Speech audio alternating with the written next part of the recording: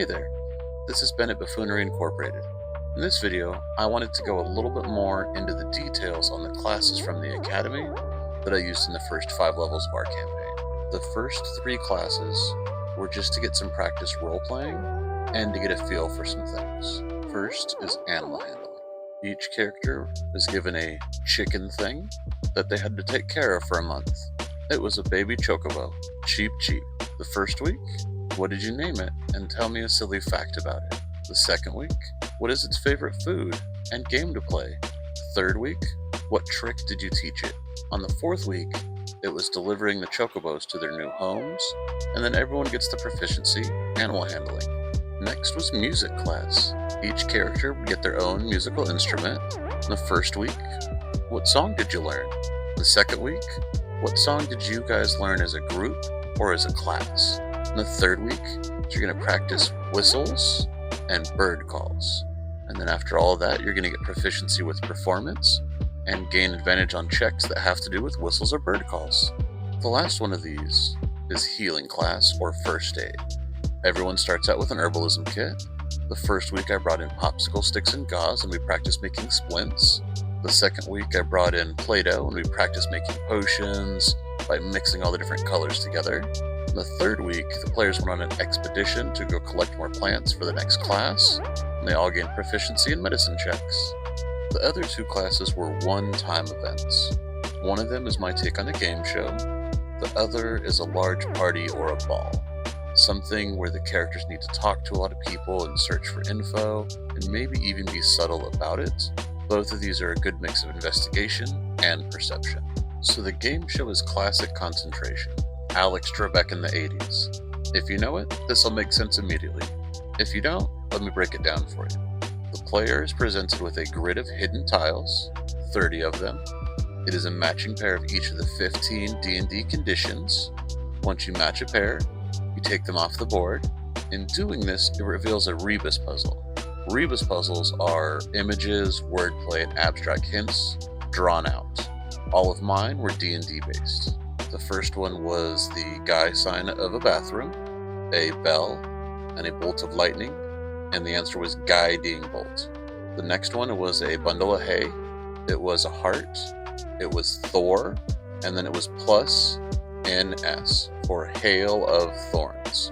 And then the last one, it was a tie, it was a knee, it was a tennis serve, and it was an ant for tiny servant. So they take turns matching pairs.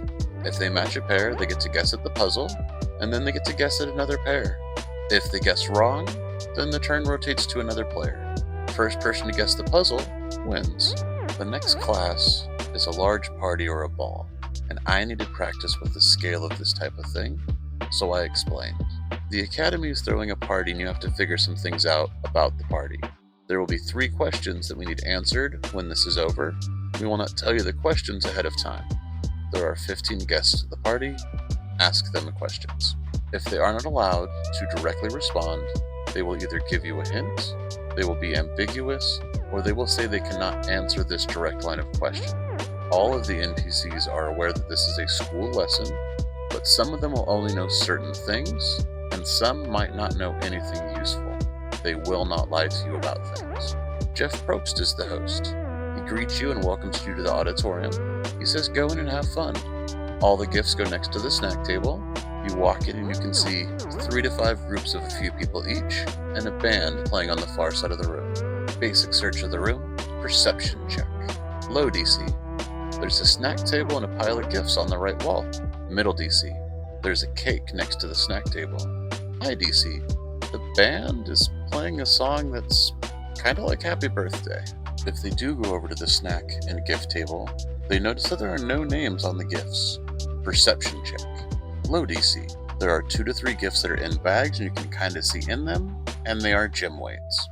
The high DC is that behind the table there's a note that says from the cleaning and cooking staff, which means the party isn't for them.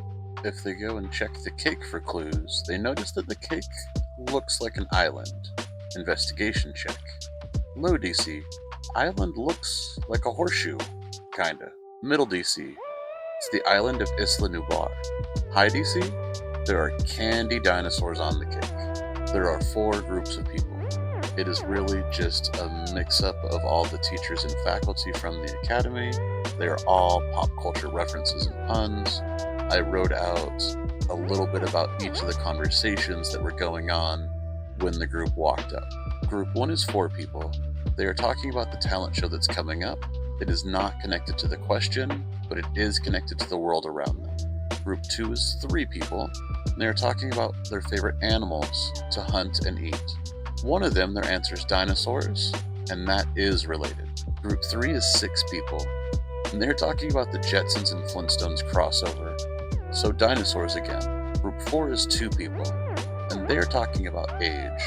One says, "Hey, I'm just over 45 and it isn't that old." The other one says, "I am 22. You are literally more than double my age, and sometimes I already feel old." So that one is age related. The players were allowed to talk to each of these groups. All of those conversations were just yes and. I could never plan for how or what a player or a character would ask, let alone a whole group of them. So I didn't. I did reverse engineer the issue. I knew the answers. So I tried to base things off of that and let the players lead. So the questions for the class are, whose birthday is it? It's the gym teacher's birthday, and he likes to work out. That's why there was weights in the presents. How old are they? They're 45 years old. And what is their current favorite thing? Well, that's dinosaurs. Without talking to a single person, if they rolled well on their checks and they listened well when they walked up to a conversation, they could have more than half the info needed. The rest is up for you as the DM to give out in clues when the characters are asking the NPCs questions.